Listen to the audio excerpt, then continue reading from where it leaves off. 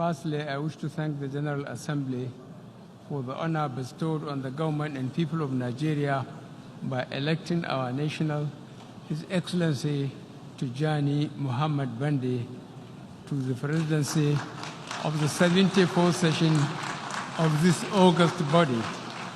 This is indeed a great honor to our country. Nigerians are truly grateful and shall endeavor to live up to the expectations and the responsibilities thrust upon us. Ambassador Muhammad Bande is an experienced and seasoned diplomat, and I am confident that he will prove to the international community his suitability for this most demanding assignment. Let me also offer my sincere thanks to the outgoing President, Her Excellency Maria Fernanda Espinosa Carrez, for her skill, resourcefulness, and endless reservoir of patience in piloting the 73rd General Assembly. In the same vein, may I commend the Secretary General, His Excellency Antonio Guterres, for his tremendous energy, his genuine international outlook exhibited by his leadership of the United Nations. Your Excellency delegates, the theme of the current General Assembly is galvanizing multilateral efforts for poverty eradication, quality education, climate action, and inclusion.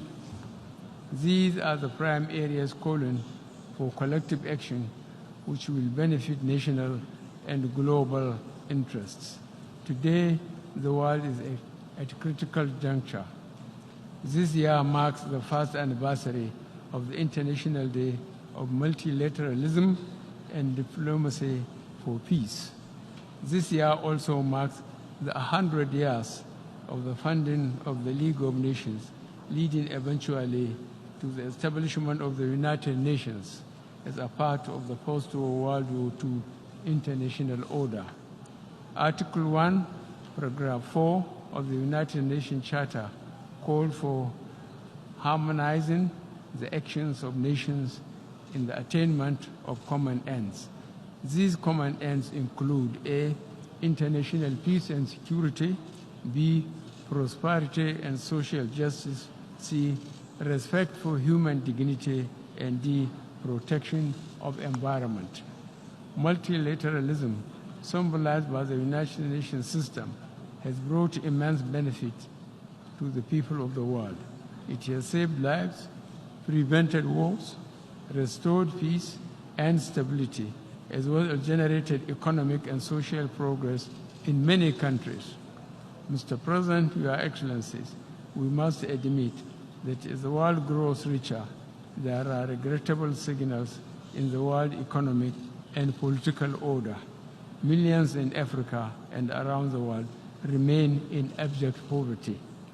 Furthermore, we are witnessing a backlash against multilateralism in the shape of a rising tide of racism, xenophobia, resurgent nationalism, populism, and tendencies towards protectionism and unilateralism.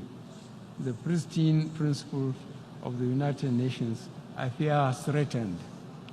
On cessation of hostilities after World War II, the United States, in one of the greatest selfless undertakings in history, decided to revive Europe through the Marshall Plan and uplift and restore Japan economically. This generous policy catalyzed a great economic revival globally. This action of the United States not only benefited Europe and Japan, but the United States as well, through vastly improved trade and cross-investment. The United States and Europe have become friends and allies since the end of the war. The United States and Japan also become friends and allies. This example can be replicated with respect to Africa. A developed Africa will not be antagonistic to industrialized countries, but will become friends and partners in prosperity, security, and development. A prosperous Africa will mean greater prosperity for the rest of the world. A poor Africa will be a drag on the rest of the world. Is this what the international community wants? A coordinated multilateral effort should be set in motion to utilize and maximize the use of the enormous resources on the African continent for the benefit of all nations. Investing partners will be able to recoup their investment unifold over time. This could tear some countries apart. Organized criminal networks, often acting with impunity across international borders, present new challenges where only collective action can deliver genuine results. This is true in the battle against violent extremism, against trafficking in people and drugs, and against corruption and money laundering. The present Nigerian government is facing the challenges of corruption head-on. We are giving notice to international criminal groups by the vigorous prosecution of the fee and ID scam attempting to cheat Nigeria of billions of dollars. Mr. President, Your Excellencies, as a young man, as a soldier, I witnessed at first hand the terrible legacy of destruction and broken lives that conflict leaves in its wake. At the age of 75th anniversary of the end of the Second World War approaches, I wish to pay tribute to the sacrifices made by so many millions across the globe in defense of freedom, tolerance, and the rule of law. In Nigeria, we have made significant strides to put our own house in order. We will work tirelessly to uphold due process. The rule of law remains the permanent, unchanging foundation of the world order.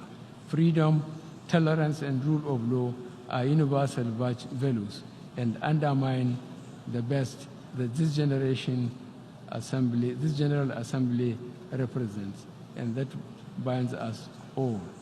Mr. President, I will conclude by remarks reaffirming Nigeria's commitment to promoting international peace and security and sustainable development. We are also committed to strengthening partnership and cooperation with international and regional organizations for the benefit of humanity. Thank you very much.